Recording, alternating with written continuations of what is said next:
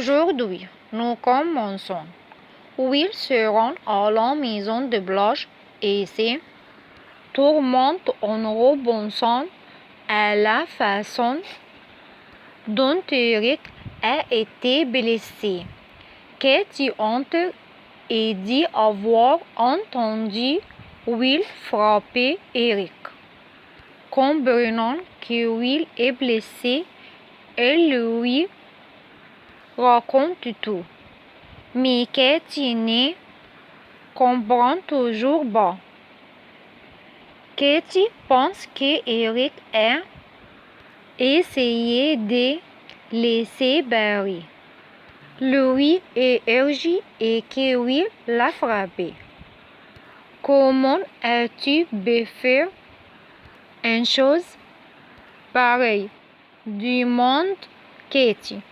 Will lui explique que c'était un accident, mais Katie le réprimande violemment pour avoir utilisé ses poings au lieu de parler pour régler ses problèmes.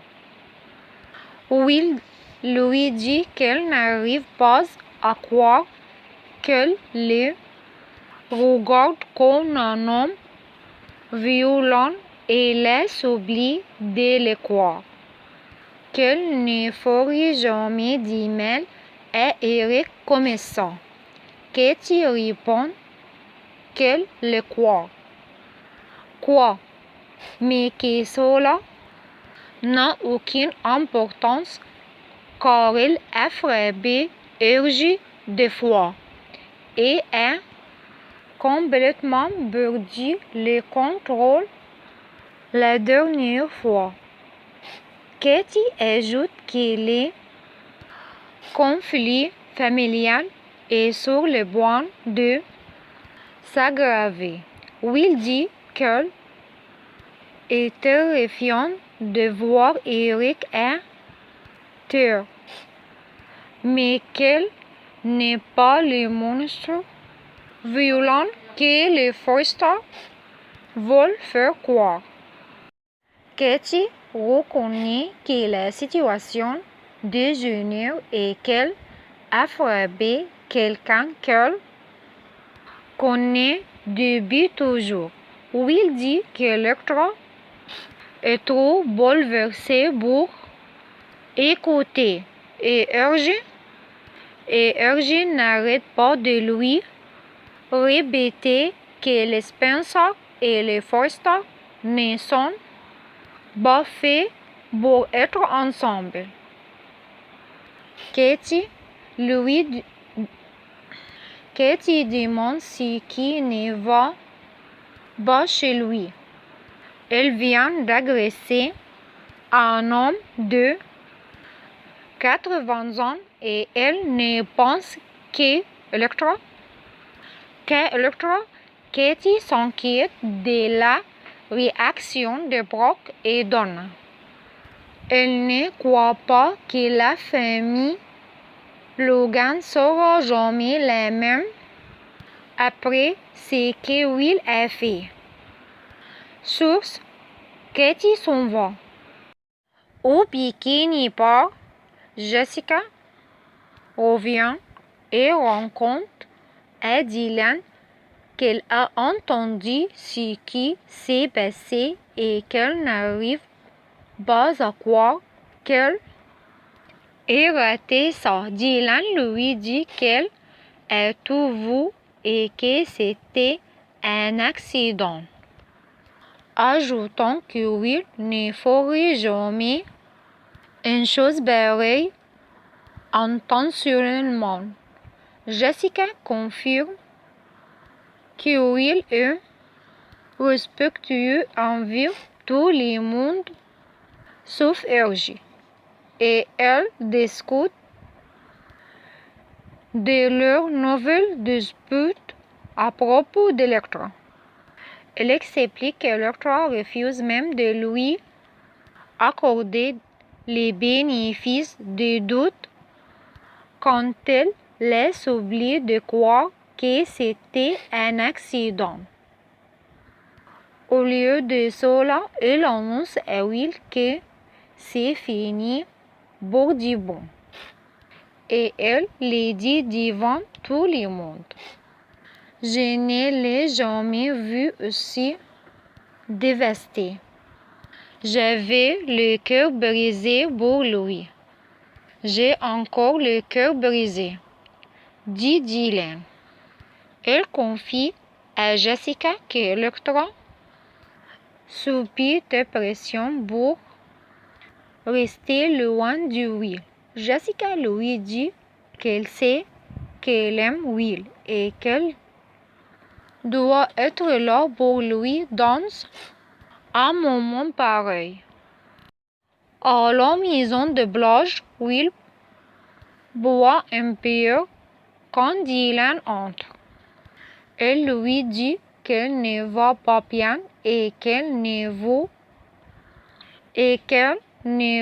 pas être là.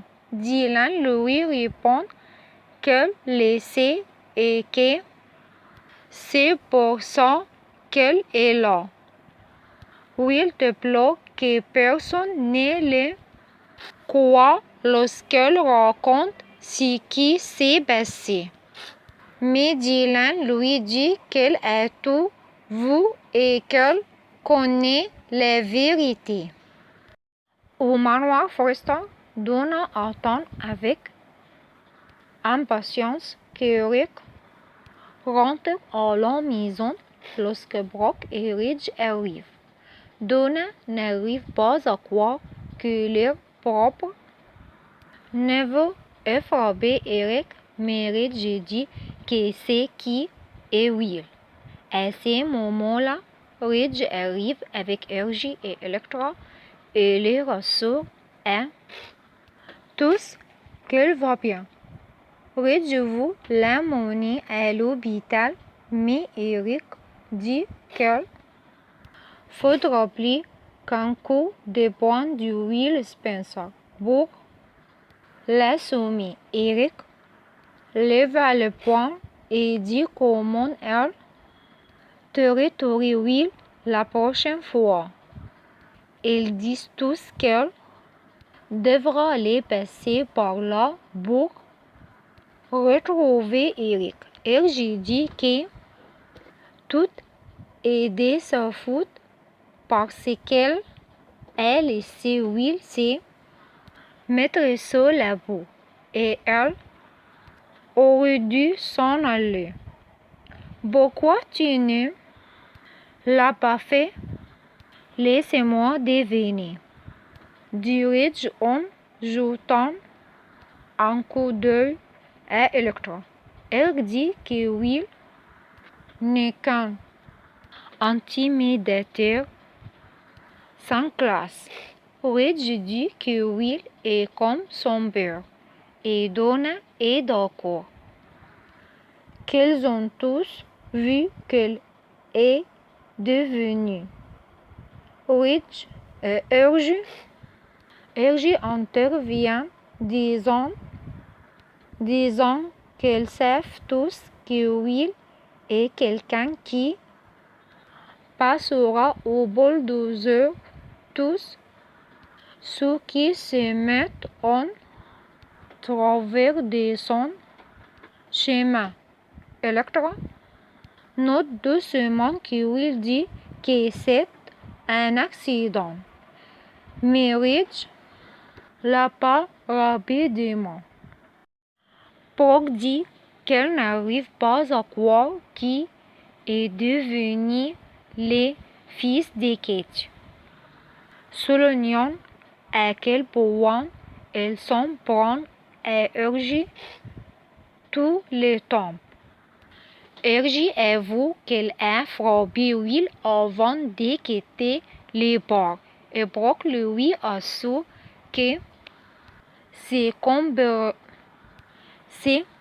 compréhensible car elle doit protéger son grand-père.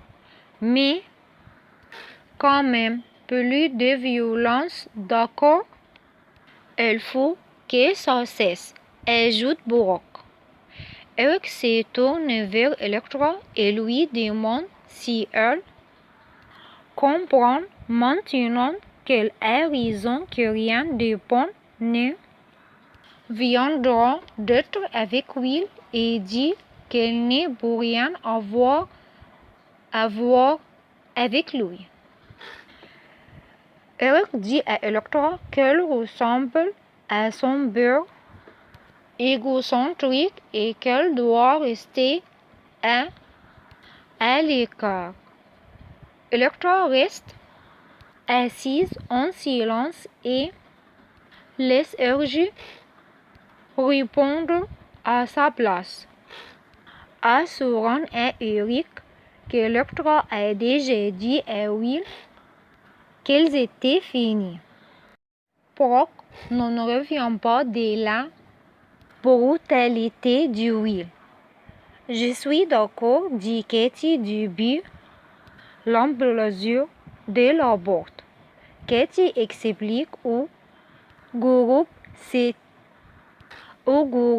c'est inacceptable et présente ses excuses à Eric.